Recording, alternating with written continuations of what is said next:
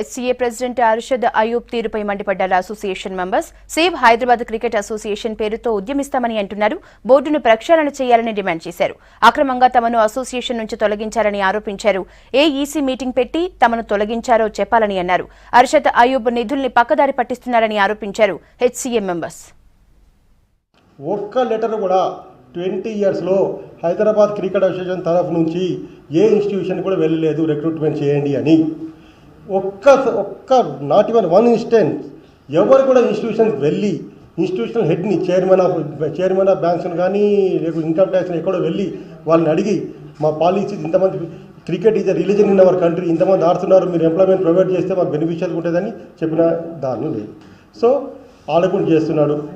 I don't know, president has to explain why is doing that. 26 suspend చేయకుండా letter రాసాం funds release చేయమని బీసీఏకి. ఆయననేమో release చేద్దామని రాశారు, ఫండ్స్ రావద్దని రాశారు, కానీ సస్పెండ్ చేస్తామంటాడు. అన్ని అబద్ధాలు, blood and lies. This is how is functioning. ఇప్పుడు ఈ మాదిరిగా ఫంక్షన్ చేస్తే హైదరాబాద్ క్రికెట్ అసోసియేషన్ ఇంకా అసలు ఏ విధంగానూ.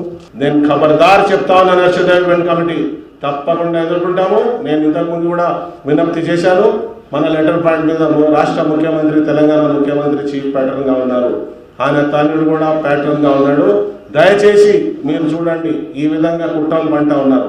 అదే కాకుండా ఎన్నడూ లేనట్టు ఒక కమ్యూనల్ ఫీలింగ్ తెచ్చారండి అసోసియేషన్లో. హిందూ ముస్లిం అని కమ్యూనల్ ఫీలింగ్ తెచ్చారండి. హిందూస్ని టార్గెట్ చేస్తూ ఉన్నారండి. వీళ్ళు ఈ విధంగా చేస్తూ ఉన్నారు, మేము దీన్ని 6 months నుంచి సఫర్ అవుతా ఉన్నాను, తెస్తా ఉన్నాం. అది కాకుండా the most heinous act of the year ఏంటంటే జనరల్ బాడీ పిలిచి 10-15 మందిని బయటపడేసాడు.